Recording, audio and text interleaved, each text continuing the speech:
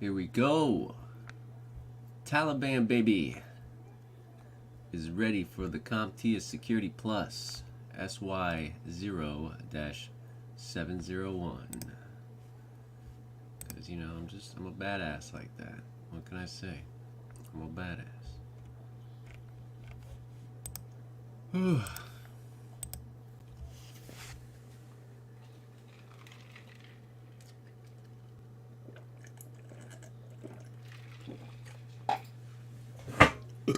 So remember, right before you take the exam, what you're going to want to do, skip all those PBQs. Skip them.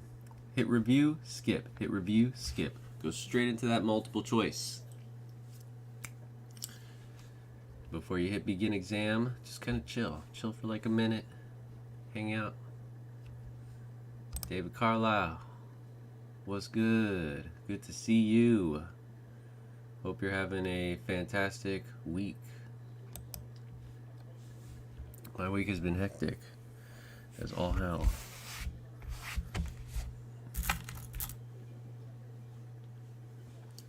Skip those performance-based questions. Go straight into the multiple choice.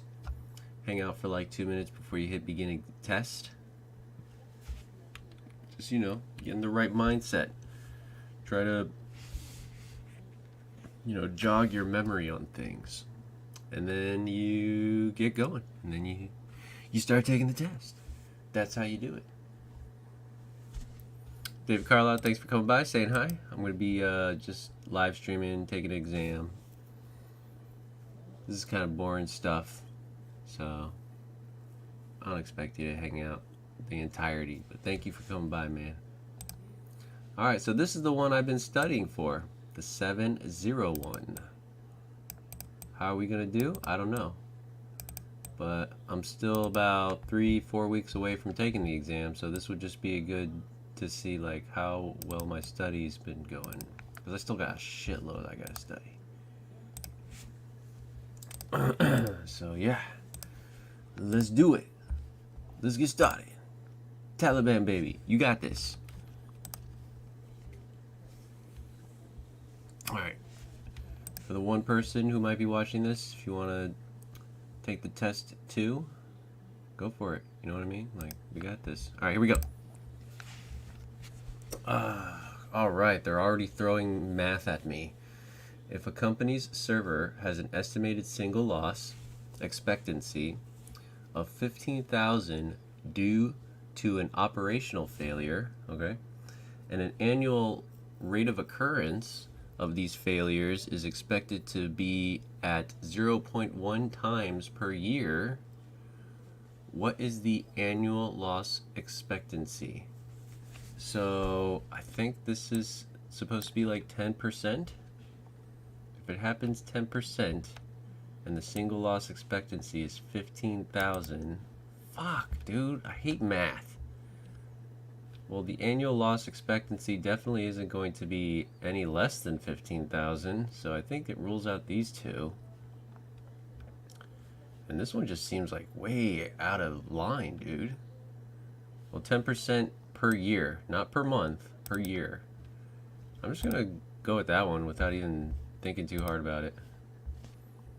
In a meeting with the CEO, Burton has asked for guidance on developing the rules of engagement for an upcoming penetration test. The CEO doesn't think they need to create rules of engagement since they are hiring an experienced, well-respected company to do the penetration testing. That's not true. Why is it important for a company to still establish the rules of engagement? Because you need it. They need to know the total cost of the penetration tests. I mean, estimated value cost is within the rules of engagement, I believe. Or that might be the scope of work or something. Let's see, they need the names of all the personnel who will be involved in the penetration test. They need to set the timeline for later penetration tests, or they need to set boundaries and limitations during the penetration test. That one sounds good. Because, you know, this guy can't be like going into certain stuff he's not really, the company's asking him to penetration test. There needs to be boundaries and limitations. Final answer. A software development company regularly releases software updates to its global customer base. Recently, some customers reported receiving unauthorized and potentially malicious software updates. The company wants to implement a security technique to ensure the authenticity and integrity of its software updates when delivered to customers. I think that's code signing. That would definitely have authenticity happening. That one, none of these sound good. I think it's code signing. Reed, a cybersecurity specialist at Dion Training Solutions, is optimizing the company's intrusion prevention system, IPS. He notes that while signature-based detection is highly effective against known threats, it has some limitations. Which of the following best describes the limitation of signature-based detection in an IPS? Zero-day attacks? There you go. It might not detect zero-day exploits. Requires a substantial network bandwidth. It automatically updates with behavioral patterns of usage. It does not do that. It encrypts network traffic to hide malicious signatures. Doesn't do that either. So it might not detect zero-day exploits. Dion Training is considering a collaboration with a new IT service vendor to ensure compliance and adherence to industry standards. Dion Training wishes to see verifiable evaluations of the vendor's security controls and practices. Which of the following would provide Dion Training with insights into the vendor's own internal evaluations of their security measures? Like a posture assessment or evidence of internal audits, external penetration test reports, customer testimonies, regulatory compliance certificates. So we're just into the vendor's own internal evaluations, evidence of internal audits of their security measures, internal evaluations, so insider threats, and just proper configurations and permissions. Which of the following best describes an approach where the foundational systems are set up and overseen using scripts and automated instruments instead of hands-on method? Scripts and automated instruments. Infrastructure as code, microservices architecture, air-gapped network, or serverless architecture. So I don't think it's these two. We're not really talking about air gaps or serverless architectures. We're talking about using scripts and automated instruments. So is it infrastructure as code or microservices architecture? Where the foundational systems are set up and overseen. Wait, which of the following best describes an approach where the foundational systems are set up and overseen? Oh, that's microservices architecture, right? Using scripts and automated instruments instead of hands-on method. Overseen with infrastructure code? Ugh, I don't know. It's one of these two. Foundational systems are set up and overseen. I'm going with this one. Microservices architecture. Which of the following threats is most likely to accidentally cause harm to a system? Accidentally cause harm. That'd be shadow IT. Not nation state or unskilled attackers. Shadow IT. It's like installing something without letting your IT guy know. Enrique, the head of IT at Dion Training, is tasked with ensuring all deployed company systems adhere to a set of standardized configurations. He wants to reduce the attack surface as much as possible. Which of the following techniques would best reduce the organization's attack surface? The best.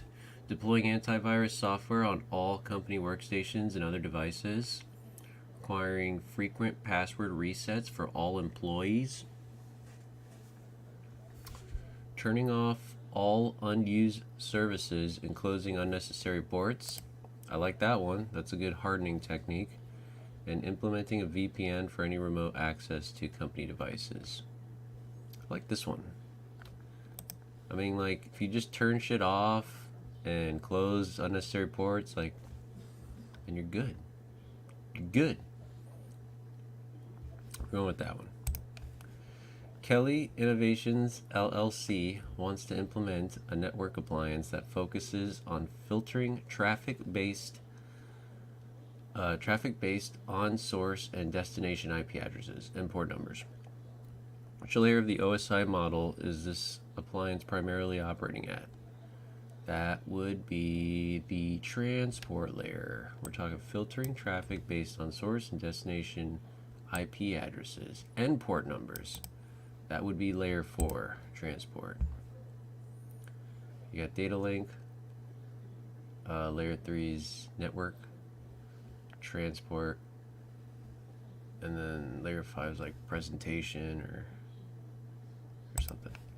When considering using interactions with a web service, which of the following are the security measures that involve the secure creation and transfer of identifiers, as well as enforcing inactivity limits to prevent unauthorized access?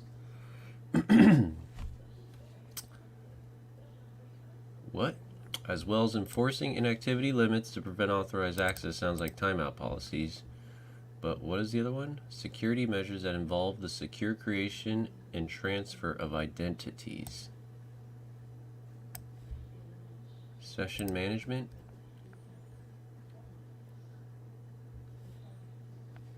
Token handling.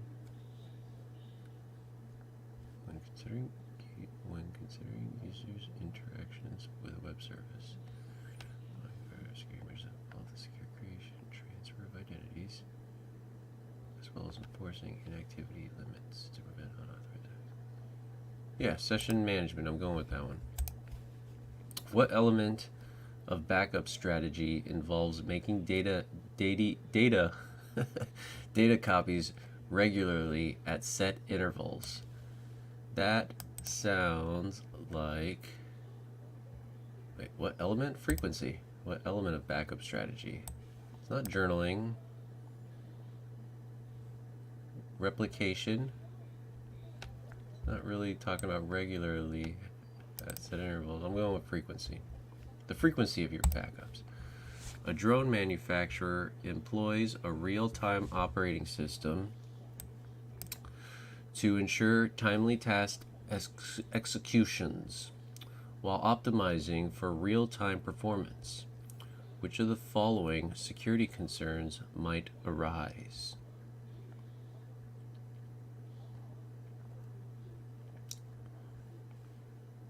Lack of legacy protocol support, overhead from virtualization, inadequate buffer overflow protections, or uncontrolled cloud access. To ensure timely executions while optimizing for real-time performance, which of the following security concerns might arise? Real-time performance.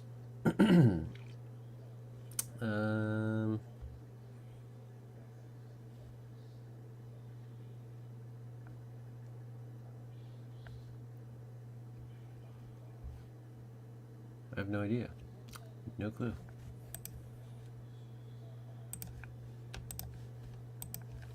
Hey there. How's it going? Nice to meet you.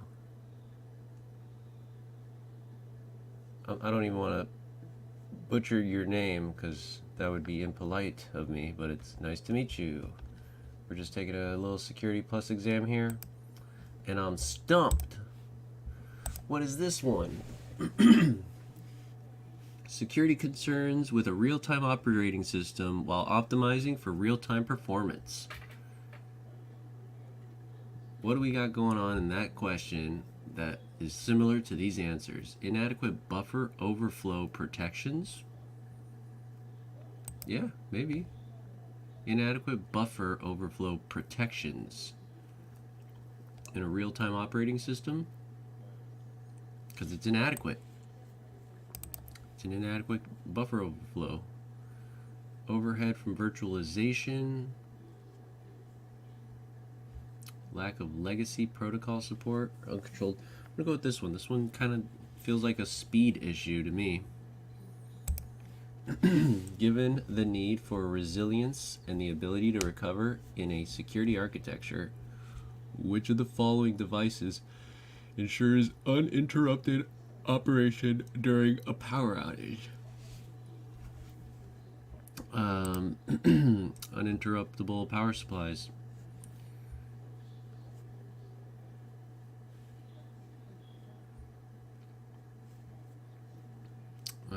Everything else doesn't really make sense.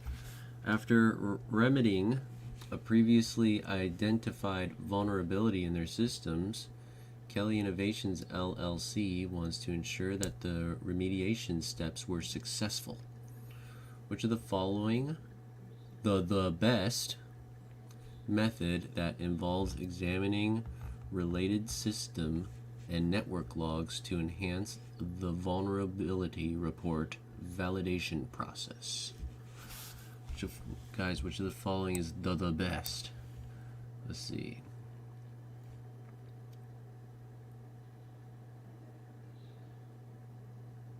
That would be probably reviewing event logs, rescanning, patch management, threat molding. That one sounds nice. What's threat molding? You're molding your threats.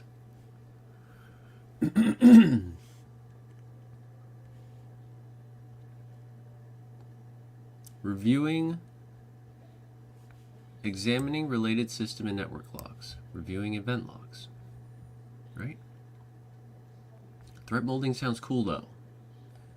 It's one of those. Why don't you be threat molding? During a network investigation, Aiden, a cybersecurity analyst, identifies two key irregularities.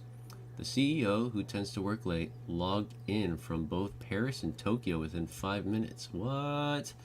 And there's an unexpected surge in emails from the HR department outside of recurrent sessions. To the following should the analyst be most concerned about based on these observations? A recent software update on the CEO's computer, the absence of the CEO's usual late night login, simultaneous CEO logins from distant locations. Yeah. Sudden increase in emails from the HR department.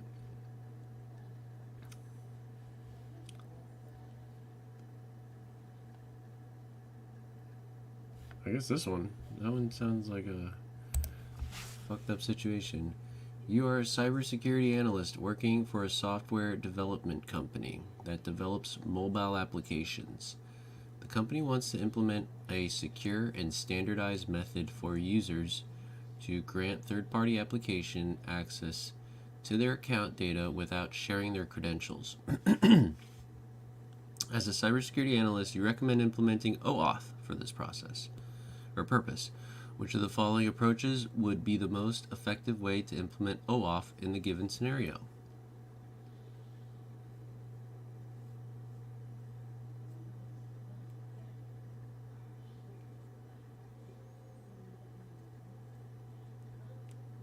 Implementing a central OAuth authorization server to handle user authentication and issue access tokens to third-party applications.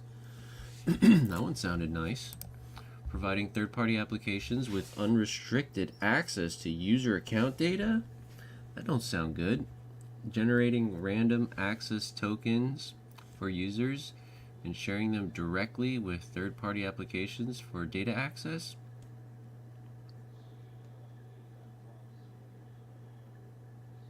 Or requesting users to share their account credentials directly? I just like this one. It sounds all sophisticated-y. Which of the following terms refers to critical predictive metric that organizations monitor to foresee potential risks and their impact on operations? Ooh. Predictive metrics. Foresee potential risks.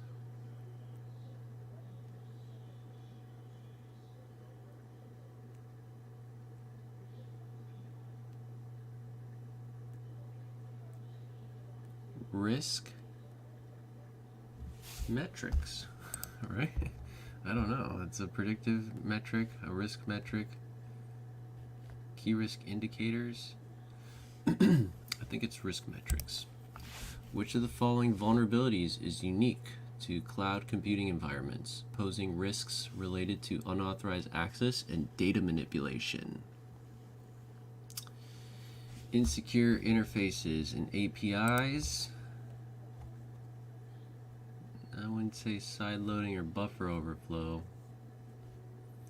Unique to the cloud computing environments. I think it's insecure interfaces and APIs. Which of the following is an aspect of asset management that ensures that each IT asset is clearly associated with a specific individual or department, providing clarity on responsibilities and access rights?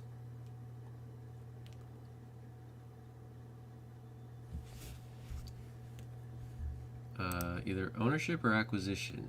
I don't think it's monitoring or decommissioning. Aspect of asset that ensures that each IT asset is clearly associated with a specific individual or department, providing clarity on responsibilities and access rights. I'm going to go with ownership. While performing a digital investigation, which of the following statements best describes the role of preservation of evidence? It maintains the integrity of digital evidence over time. It provides legal teams with a roadmap for case strategy. It allows investigators to prioritize evidence collecting. It allocates budgetary resources for the forensic investigation. It maintains the integrity of digital evidence over time. The preservation of evidence.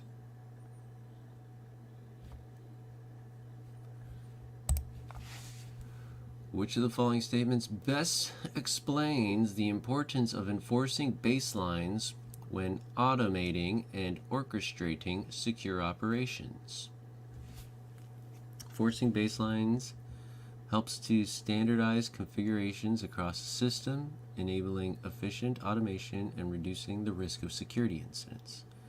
Enforcing baselines allow for the almost complete automation Enforcing baselines allows for the almost complete automation of incident response, reducing, does that mean to say utmost? Reducing the need for large security teams and incident response teams. Allows for the utmost complete. Baselines eliminate the need for continuous monitoring of systems because these things are all either automated or orchestrated, thereby freeing up resources. Or baselines set the initial targets for automating threat hunting and penetration testing, thereby reducing dependence on human input. I don't know, the only one that really rang, like gave me a good vibe, was this one. As a security analyst, you are reviewing application logs while investigating a suspected breach. Which of the following pieces of information is not typically documented in the application log data? Timestamps of application activity, user ID related to specific application transactions, the physical location of the user accessing the application, or server IP address where the application is hosted.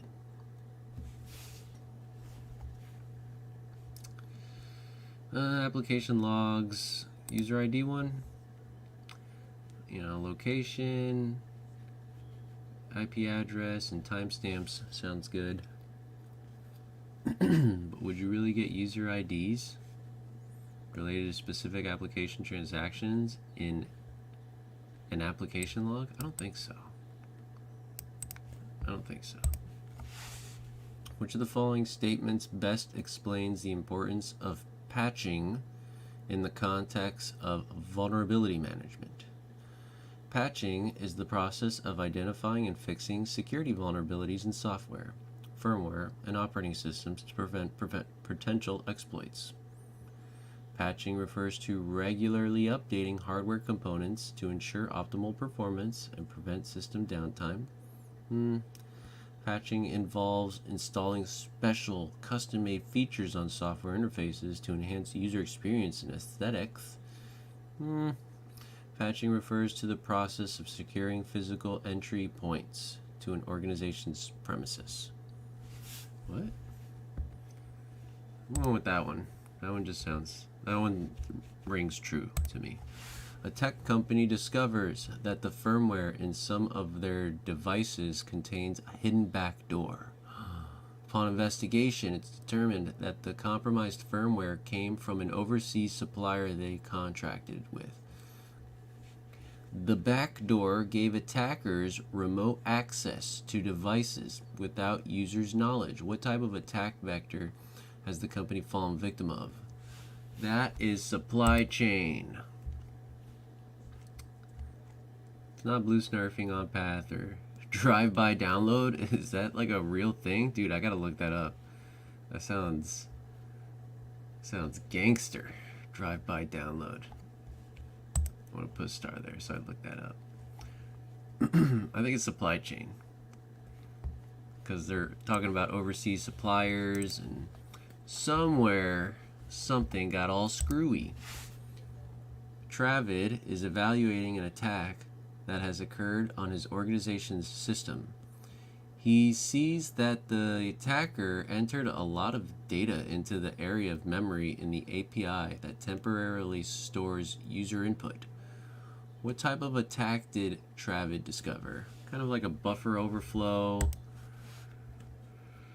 Yeah, buffer overflow, buffer underflow. What? I didn't even know that existed. It's a buffer overflow though. Entering a lot of data, overflowing the buffer. What type of encryption only affects a section of a storage device? That would be, well, it wouldn't be full disk encryption now, would it? Affects a section of a storage device. I guess it would be partition encryption. File level encryption is just the files, not the section of the storage. And database encryption is like something completely different, isn't it? Which of the following hardening techniques can help protect systems or devices from attacks by installing software like a firewall or antivirus directly on user devices to report and block potential attacks? Installation of endpoint protection.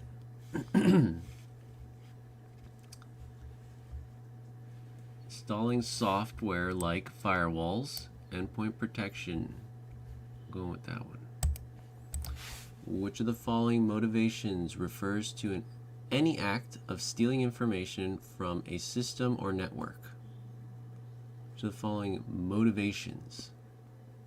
Ethical motivations, data exfiltration, disruption chaos, or service disruption? Having ethical motivations. Which of the following motivations refers to the act of stealing information from a system or network? Ethical motivations. What is the purpose of a security analyst doing due diligence in the vendor selection process? Okay, that's to ensure that the chosen vendor is the best choice among the list of possible vendors. Psh, plain and simple.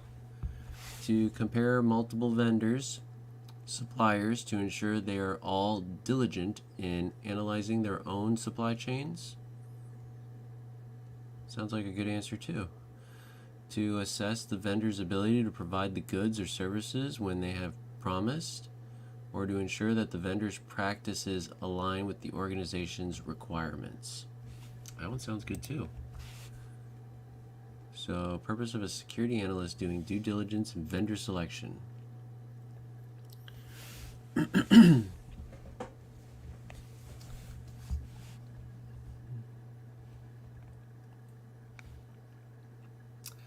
Well, I guess this one's kind of based off of security, to ensure that vendors' practice align with the organization's requirements. We need you to do this, this, and this way because our systems and our company requires this, this, and this. Fair multiple vendor suppliers to ensure they are all diligent in analyzing their own supply chains. That sounds like a ginormous, branching of just a bunch of shit. Sure, the chosen vendor is best choice among the list of possible vendors. I like that answer. It's just plain and simple, and it's good. I'm gonna go with the last one though. Florence is the CEO of a company.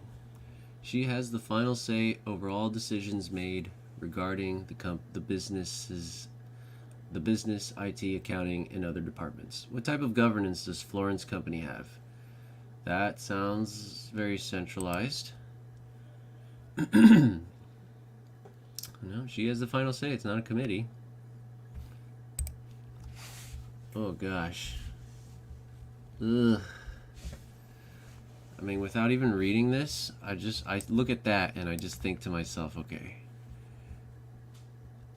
Transversal attacks. Attempting to inject malicious scripts into the system, attempting to exploit a buffer overflow vulnerability, attempting to access files outside of intended directories.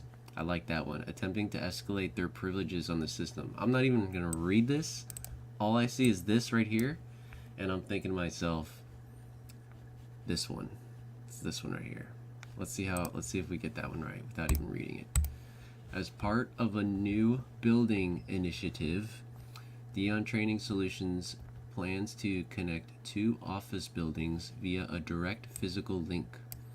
Which measure will best protect the physical infrastructure connectivity? Installing the cable in a conduit buried underground? Yeah. Using wireless bridges without encryption? Well, that's not really a physical link now, is it? Placing the cable on the ground between buildings? Yeah, just out in the open? That sounds great.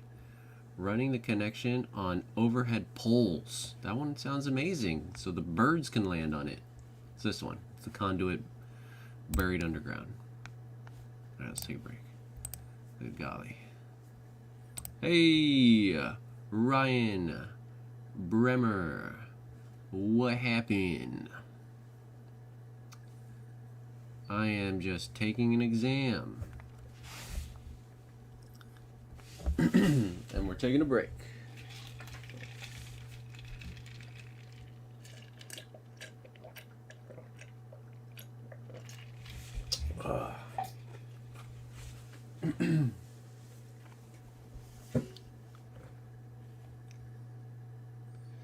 You look familiar. I think I've seen you at Turtle Dove's lives. I think Turtle Dove might even be live right now. Alright, let's go.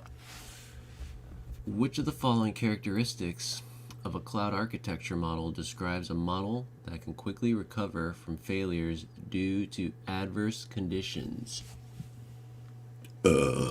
Quickly recover from failures. Resiliency. Which of the following vulnerabilities best describes a situation where a threat actor can manipulate data after it has been verified by an application, but before the application uses it for a specific operation? That is a race condition, my friend.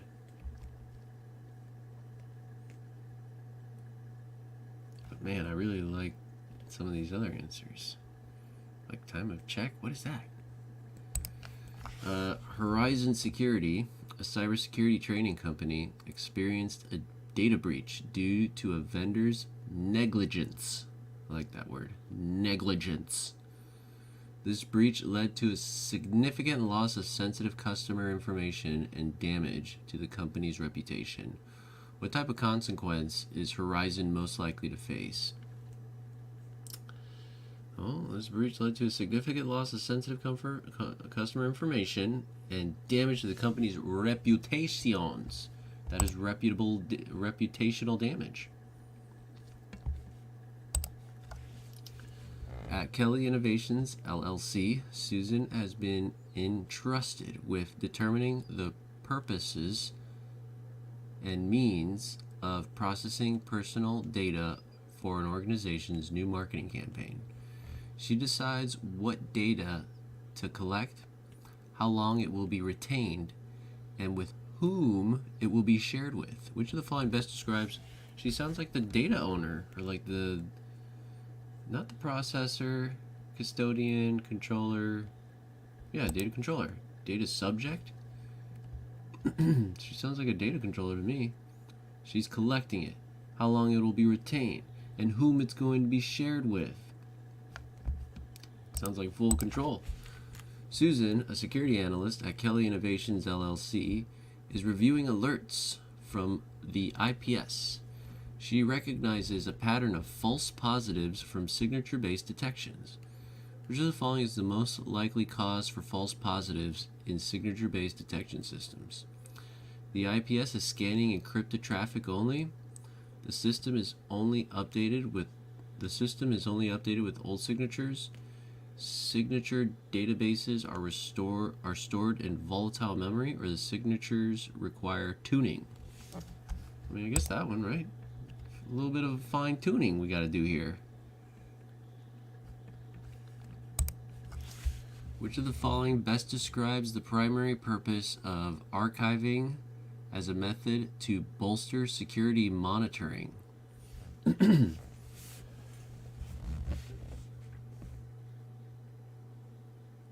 Security monitor to provide historical insights into security incidents for future investigations, to maintain compliance with regulations without needing long-term data storage, to analyze real-time threats and mitigate them instantly, or to provide an external backup in case of system crashes. The purpose of archiving as a method to bolster security monitoring.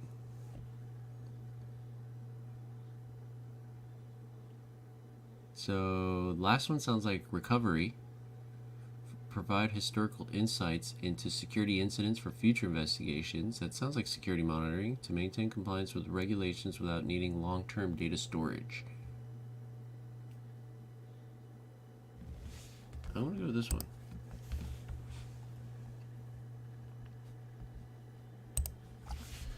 Dion Training Solutions needs a network appliance capable of filtering traffic based on URL, HTTP headers, and specific web application functionalities. What's with these Network Plus questions, dude? This is layer 7, application layer. When a legal organization routinely communicates with clients via email containing sensitive case details, which strategy would be the most effective to secure communications? Let me read that again. When a legal organization routinely communicates with clients via email containing sensitive case details, which strategy would be the most effective to secure the communications? Deployment of regular data backups to secure cloud storage, conducting regular user cybersecurity training, utilization of VPNs for email transactions, or implementation of end-to-end encrypted mail. I like that one. End-to-end encrypted mail. Which asymmetric encryption technique provides a comparable level of security with shorter key lengths, making it effective for cryptographic operations? That would be ECC. Shorter key lengths, comparable level of security with shorter key lengths, ECC. Final answer, elliptic curve cryptography. Which of the following statements is not true about the importance of log aggregation? Log aggregation increases the complexity of managing and interpreting security logs. Log aggregation helps to detect unusual activity or behavior that may indicate a security breach. Yeah. Log aggregation can enhance security by consolidating logs from different sources for easier analysis. Yeah. Log aggregation aids in maintaining regulatory compliance by keeping a record of events that happened in the system. Yeah, that all sounds like log aggregation, except this first one. This one just sounds like a negative Nancy type of statement. Log aggregation increases the complexity of managing and interpreting. I don't want to do log aggregation. Alex, a network administrator, reviews logs from the company's main database server. He finds that every night at 3 a.m. a backup process runs which generates a series of logs. However, on scanning through last week's data, he finds that logs from 2 nights are missing entirely. On further investigation, Alex discovers a new unauthorized user account was created on one of those nights. What might Alex reasonably infer from these observations? The IT team might have created a new account for a new employee and forgot to inform him. An attacker gained access, created an authorized account, and removed logs. The backup process was paused by the IT department for maintenance purposes, where the database server accidentally skipped the backup on those nights due to low storage. I'm going to go with this one.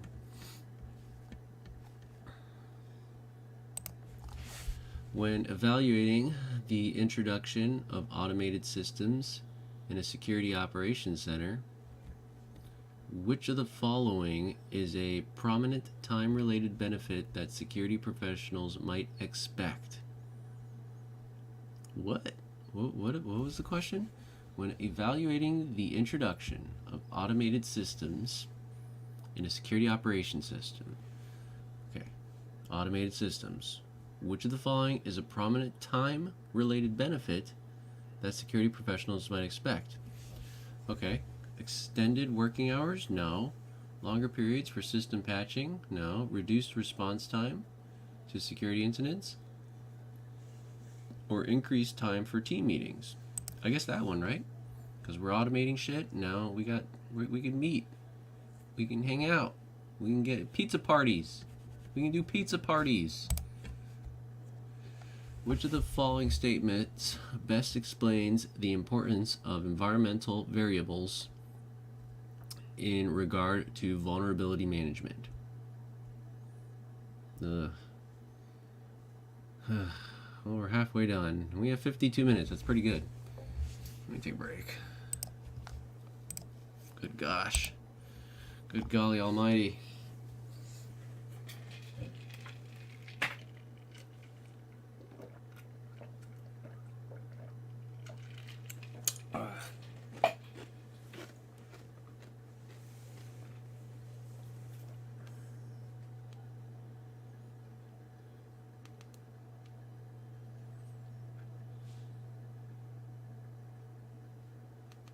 Unfortunately, when you take the real exam, there are no such things as breaks. You just gotta go. My mic is on, right? Testing. Yeah, it's on. Okay, let's go.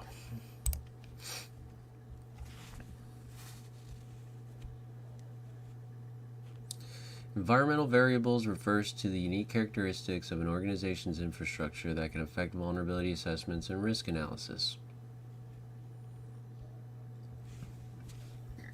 Yeah, I guess. Environmental variables are factors that impact the physical security of an organization's premise.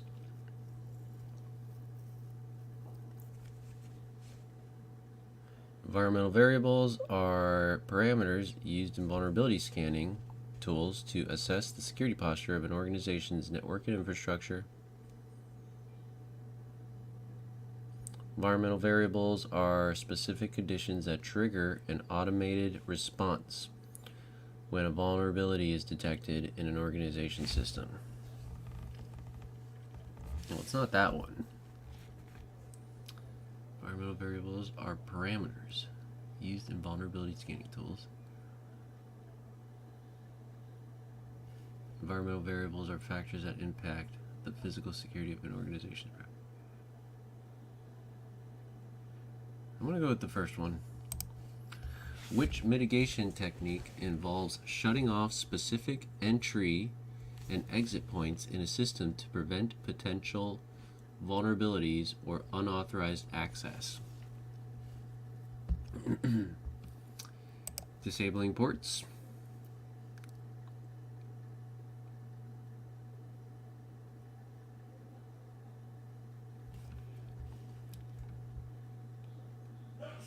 Not really Yeah, disabling ports. To improve security at their law firm, Nora, a security analyst, wants to implement a system that will selectively block or allow traffic based on the nature of the communication. Which firewall type would be the most effective for this purpose? Based on the nature of the communication, selectively block or allow traffic based on the nature of the communication. Probably a transport layer, which would be layer 4. Which of the following best describes the initial step to ensure a secure procurement process at Dion Training? Check for discounts or bulk pricing. Verify the legitimacy of the software vendor. Collaborate with the IT department for installation, or determine the software's compatibility with existing systems. A procurement process. I guess this one. This describes the initial step to ensure a secure procurement process.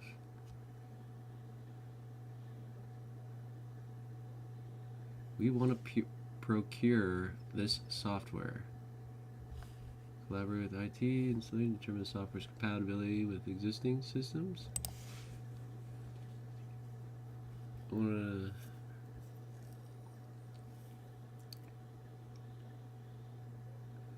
to... one of these two, I think.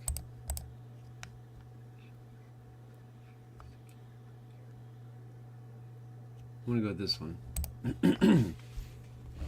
Which group is most likely to possess the funding and resources to recruit top talent, including skilled strategists,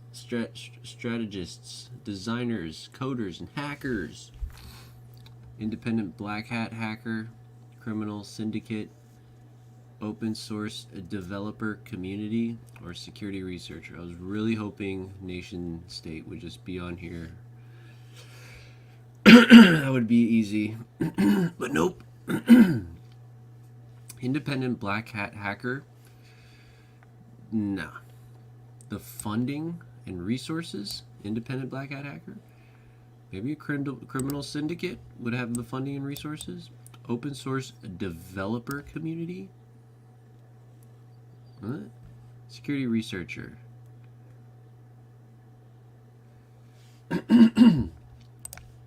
Hold on, give me a second. I gotta clear my throat.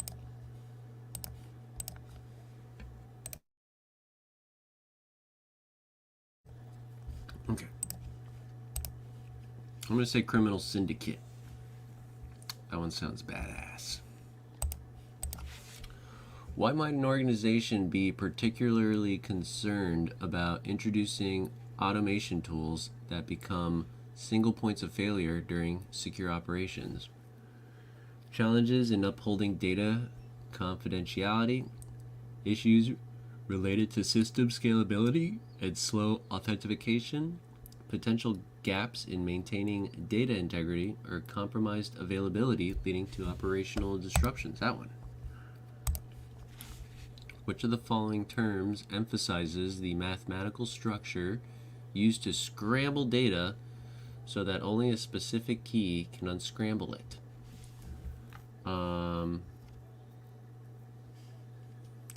That would be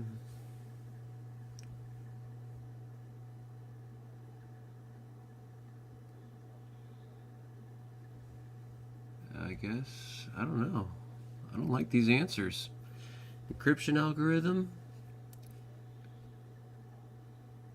The mathematical structure used to scramble data, like you're encrypting it, so that only a specific key can unscramble it. Are algorithms keys? Not really. A hash function? A cipher block?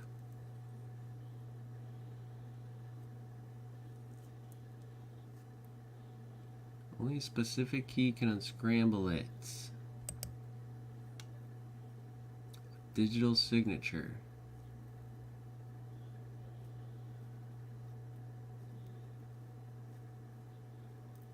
I'm going to go with cipher block. What term refers to an organization's predetermined level of acceptable risk exposure? Predetermined level of acceptable risk exposure would be a risk appetite. Or no, your risk tolerance. Which term refers to an organization's predetermined level of acceptable risk exposure? We can tolerate this much risk rather than we can handle this much risk. I think it's risk tolerance. A power plant utilizes a specialized system to manage and monitor its daily operations, including machinery and sensor feedback. While these systems offer centralized control, what security concern is most associated with them? Power plant uses a specialized system to manage and monitor its daily operations, including machinery and sensory feedback.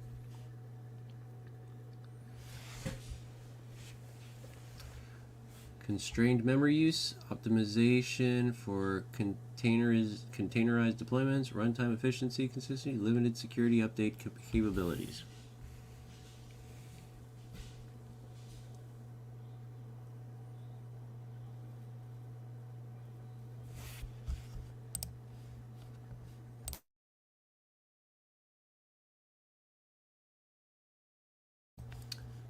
I'm gonna have to take a guess.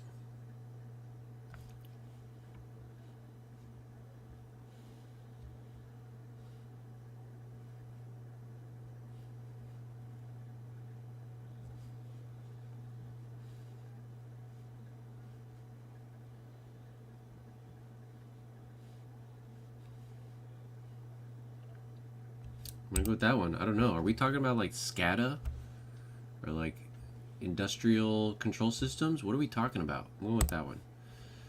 Kelly Innovations decides to manage its IT infrastructure within its physical location, retaining full control over its hardware, software, and data. Which of the following security implications is most directly associated with this approach? Its physical location, retaining full control over its hardware, software, and data. Risk transference, no. Dependence on external, no. Increased responsibility for physical security.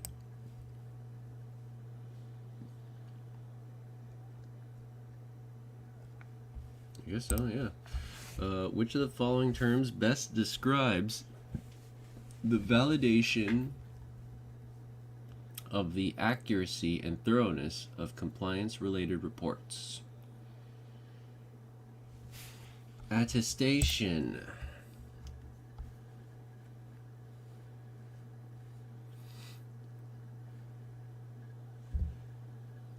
I'm going with that one. That one just sounds good because you can attest to the accuracy of thoroughness of compliance-related reports. I'm going with that one.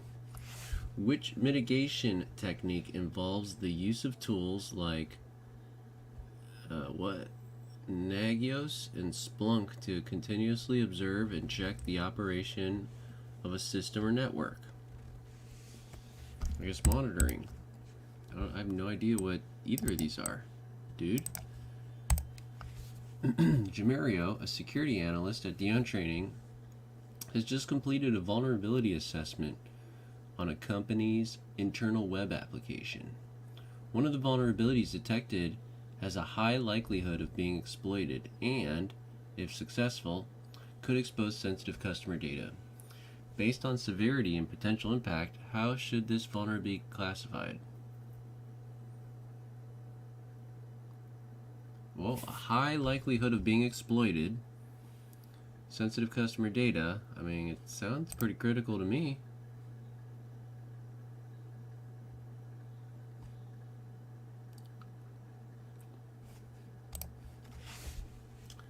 An investment firm allows a fluctuation of up to 10% in the value of its high-risk investment portfolio compared to the expected return on investment. But Immediate action is required if this threshold is exceeded. This 10% fluctuation represents an example of your risk appetite.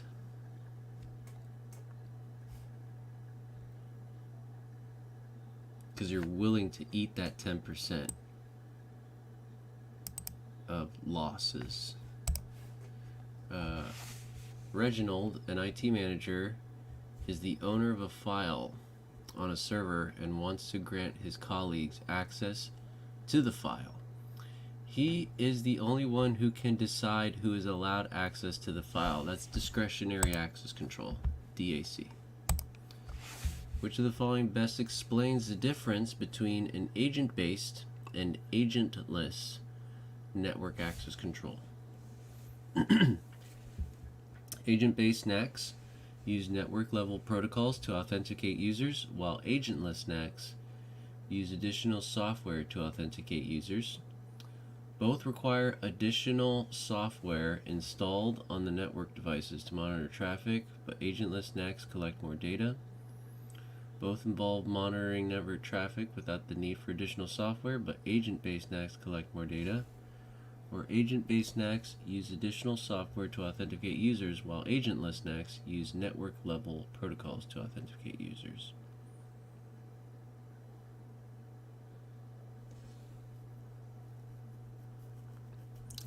I'm going to have to brush up on what agent-based and agentless-based means. For ensuring the security of an HTTP application like WordPress or Magento against threats like SQL injection or cross-site scripting, input validation. It's not here. Which monitoring tool or method would be most appropriate? Which monitoring tool? I guess NetFlow? That's like a monitoring tool, right? Web application firewalls or method, tool or method. Web application firewalls, HTTPs, applications, WordPress, we're going with that one.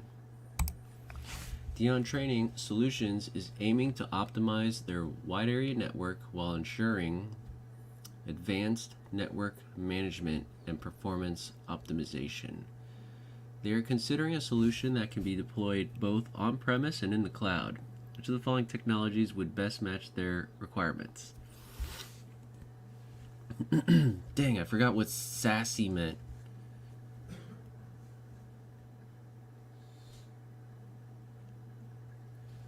But I think the answer is SD-WAN. But I forgot what SASE meant. Fuck. Kelly Innovations Corp. at IT company is implementing a process of encryption where two parties establish a shared secret for communication. Okay, asymmetric encryption. Which of the following most describes this process? A shared secret, asymmetric encryption. Wait a minute. Key exchange. It's implementing a process of encryption where two parties share. Which of the following most describes it? That's asymmetric because we're talking about shared secrets. Which method accurately demonstrates the authentication process used in WPA2 personal mode? Using a passphrase to generate a pairwise master key. Dragonfly handshakes? No, none of that stuff happening. QR codes for client device configurations? What? And password authentication key exchange. Paque.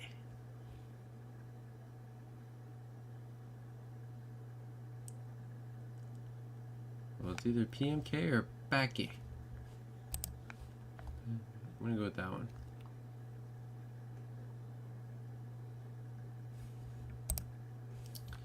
Which of the following best describes the software development lifecycle in application security?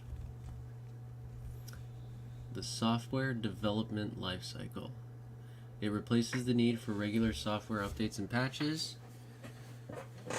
It only considers security during the testing and creation phases of software development It primarily focuses on the speed of software delivery over security, or it emphasizes the integration of security in software creation and maintenance.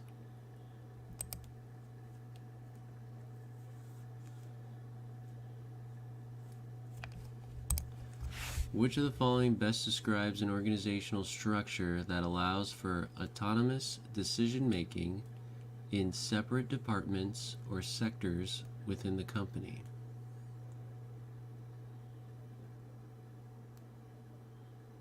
Describes an organizational structure. Autonomous decision-making in separate departments or sectors within a company.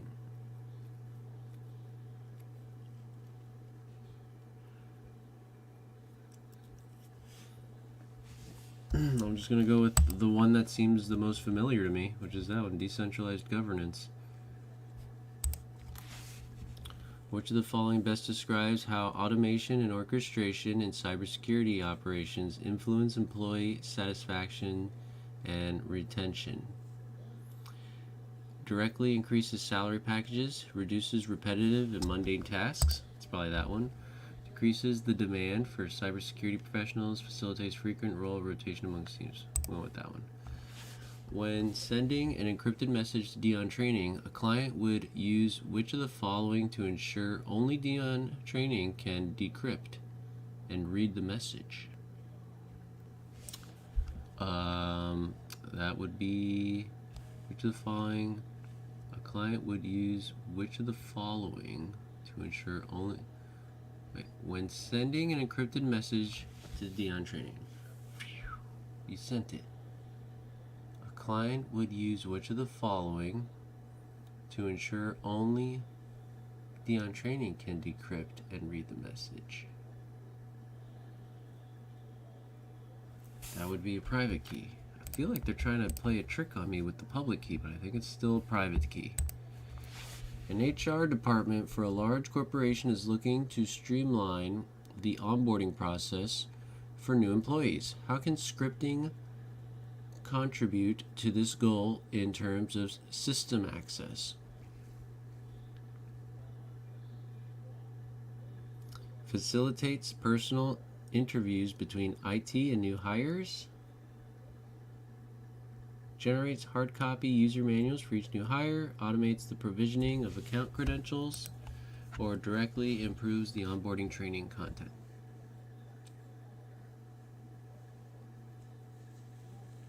I guess that one.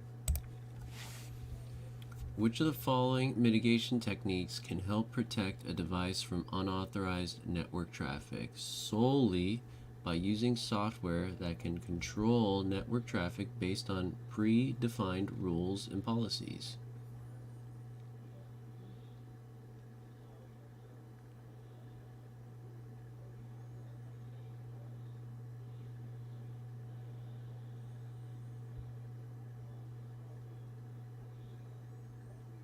By using software that can control network based on predefined rules and policies.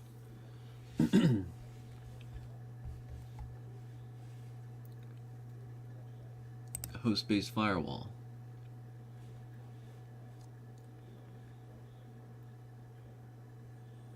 Help protect the device from unauthorized network traffic solely by using software that can control network traffic.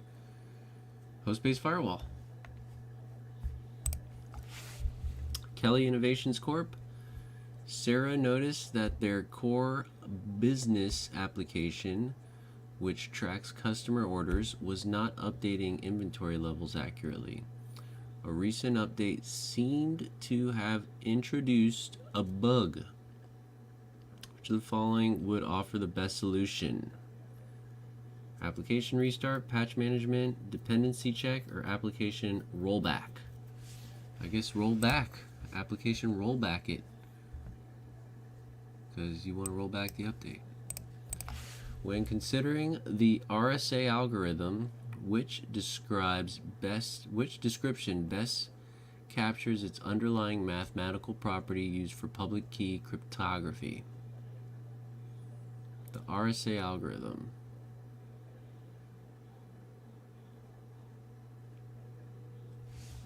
Asymmetric encryption. Final answer. Luckily, like, I think the real exam is going to be like 75 questions because they are going to throw performance-based questions at you. So, like, I'm almost done in real life. I've never gotten an exam where it was like actually 90 questions with the performance-based questions. That would have been freaking sick. Which of the following terms refers to the specific laws and regulations set by a country's government that dictate how the personal data of its citizens should be collected, stored, and processed? The GDPR, baby. Which of the following ports, if left opened and unmonitored, might allow database queries from unauthorized external sources? 1433. That would be MySQL. That's the database. Kelly Innovations LLC is redesigning its network infrastructure to support its expanding R&D team. Which of the following strategies will most effectively lessen the attack surface? Using the same password for all devices? Yeah, no. Implementing a single layered security approach? Why would you do that? Allowing most inbound and outbound traffic, or disabling unnecessary services? That's the only one that sounds like anything related to security. Everything else sounds like the opposite. Reed and Jamario Security Services has recommended your company use a port-based system to prevent unauthorized users and devices. Which of the following are they recommending?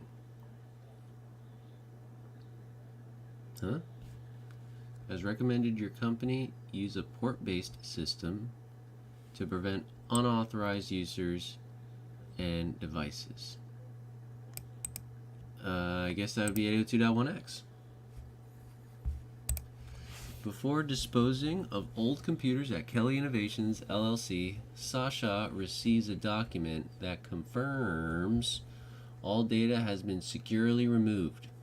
What is this document known as? The Certificate of Sanitization. I like that one. Certificate of Sanitization. In regards to automation and orchestration, which of the following terms accurately captures the challenges faced when dealing with a system characterized by its intricate, I don't know why I couldn't say that word, intricate web and interconnected components and verified functionalities, potentially hindering seamless integration effortless management, and straightforward comprehension. Oh, God, that question was so boring. In regards to automation and orchestration, which of the following terms accurately captures the challenges faced when dealing with a system characterized by its intricate web of interconnected components and verified functionalities, potentially hindering seamless complexity? I'm just, like, that question pisses me off. I'm just going with complexity because it seems complex. Clumsy contraptions engineering is seeking to change its security footing. In the past, they have found that too many pieces of malicious software have gone past the system. Their chief security officer believes they need a device which will actively evaluate traffic and reject or modify packets according to the policies the company sets. What type of device is the CSO suggesting?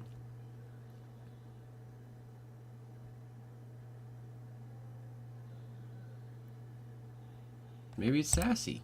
Maybe this is where SASE comes in. I forgot what SASE is, though.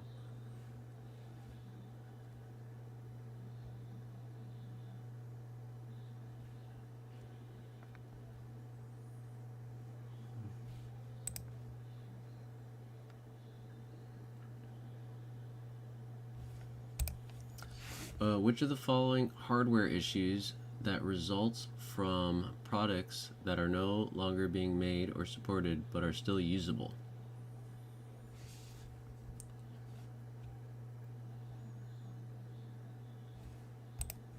Which of the following hardware issues that results from products that are no longer being made or supported but is still usable? Legacy vulnerability. Final answer. Georgina, a lawyer, needs to send a contract to their client for a signature. She wants to ensure that their client cannot later deny signing the contract. The digital signatures. Which of the following methods can they use to prevent them from denying that they have signed the contracts? Digital signatures. Which of the following best describes a threat actor who primarily depends on commonly found tools, often easily accessible from the web or dark web? That sounds like a script kiddie. That's the copy-paste master.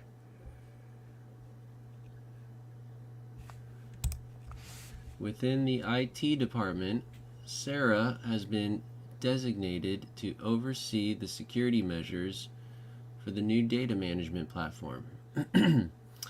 She is accountable for the regular review of security protocols and responding to any breaches or vulnerabilities that may arise. Sarah's role would be best described by which of the following terms? She is accountable for the regular review and security protocols and responding to any breaches of vulnerabilities that may arise.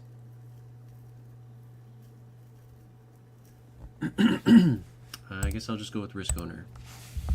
What is the primary difference between sanitization and destruction in the disposal process? Sanitization concerns the reuse of assets in an organization. Destruction involves transferring those assets to a different department. That doesn't sound right at all. Sanitation and destruction are synonymous and refer to the same process.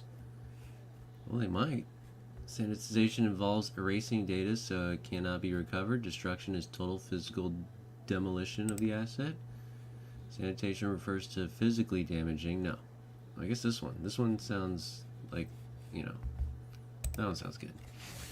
You are the security analyst at Dion Training, and you discover that an unauthorized device has been connected to the company's network.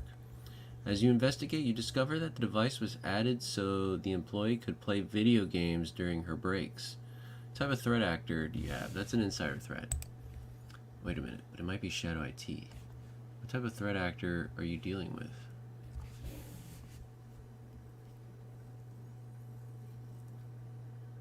I'm going to go with insider threat.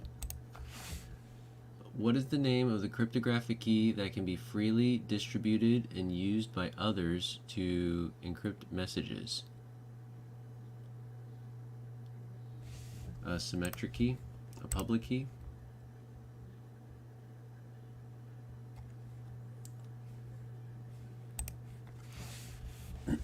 Dion Training is conducting a security awareness training program for its employees to enhance their cybersecurity knowledge. As part of this program, they have planned and executed phishing campaigns. Which of the following best describes the primary objective of phishing campaigns to conduct campaigns conducted during the security awareness training? I wanted to do phishing campaigns at the school that I work with, but the IT department at the district wouldn't let me do it. Man, I wish I could have done it. It would have been so fun to send a bunch of fake emails to all the teachers and shit. That would have been so cool. It's to promote a competitive environment amongst employers, to prevent any form of malware from spreading within an organization's network, to trick employees into revealing sensitive information, or to test employees' ability to recognize and report. That one. That's what I wanted to do so bad, dude. It would have been so cool. The executive team at a software development firm decides that any project with a potential financial impact greater than $500,000 due to security incident will require an immediate review and intervention. This financial impact figures represents which of the following in risk management? It sounds like a risk threshold to me. Lexicon, an IA company, or an AI company, wants to implement a security measure to identify and evaluate potential threats to their systems and networks. Which of the following is an example of a managerial security control that companies could implement?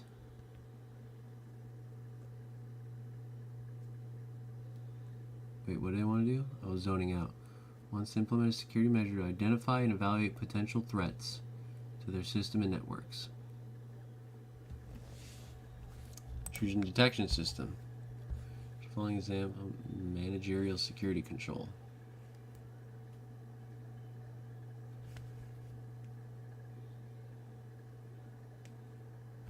Identify and evaluate potential threats to their systems. Which of the following that the company could watch it be risk assessments for some weird shit.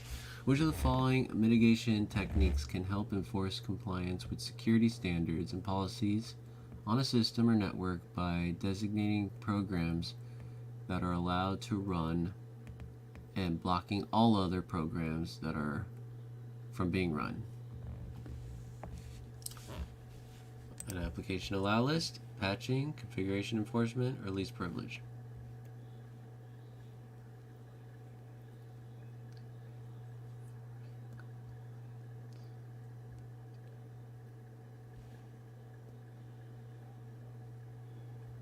Application allow list sounds fine to me. Alright, let's take a look. I think we didn't skip anything. Alright, I hope we did good. If we got somewhere in the 70s, I'll be happy.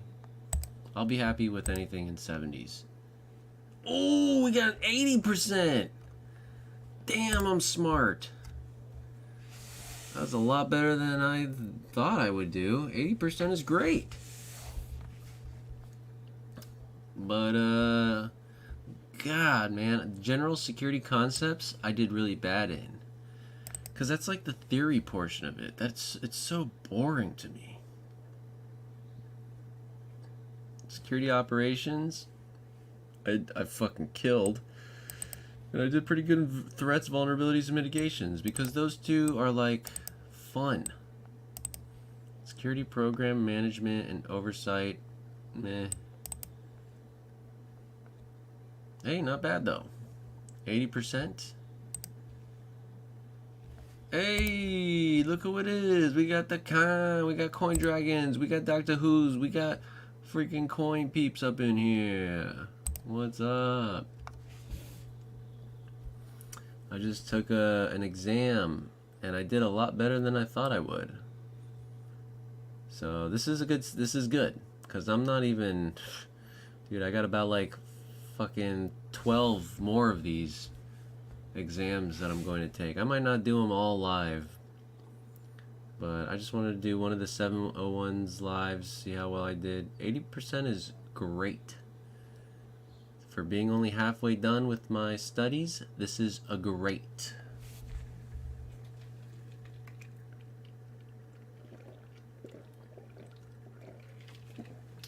Now that I'm done with this, I think I'll go float around the internet and see what else other people are doing. But yeah, 80%, not bad. Let's, just for the sake, for fuck's sake, it was 1500.1, what was that, 1%? I thought that was 10%, I don't know. Whatever. Anyways, let me, just kind of scroll over the incorrect ones if you want. If anybody's interested in reading, you can just pause it. It was infrastructure as code. Damn it. Key risk indicators. What happened? Alright, this one is kind of your opinion, man, because I don't know. Data exfiltration. Which of the following motivations refers to any act of stealing information from a sister network? Is data exfiltration considered a motivation? Maybe it's a motive, but is motive and motivation two separate words? You're motivated to do something. Your motive is to do something. I don't know. Maybe I'm retarded. Damn it, I thought this one was race conditions. It was time of check. Fuck. Oh, damn, pizza. It wasn't pizza parties. I was so certain that was the correct answer. Reduced response times to security incidents. Don't you want to increase response time? Doesn't that mean like you're going faster?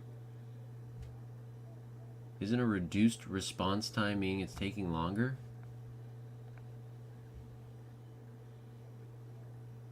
Time-related benefit. Am I just retarded, or doesn't reduced response times... What is the... Think of like a police officer going to a house.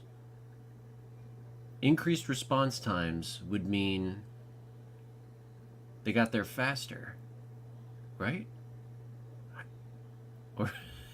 Or is it reduced response times? Fuck, why do I always confuse stupid shit like that?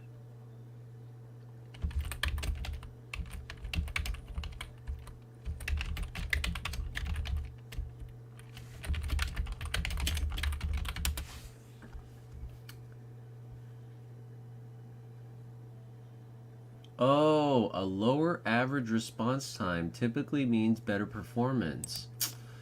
Oh, I'm such an idiot, dude. I'm thinking like you want to increase response times, meaning you're going faster, but it's the opposite. For fuck's sake.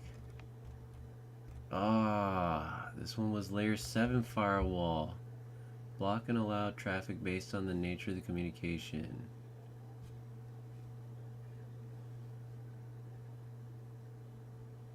Oh, I guess it's not layer 4. Ah, encryption algorithm. Risk appetite and tolerance. I'm getting these two mixed up because they sound the same to me.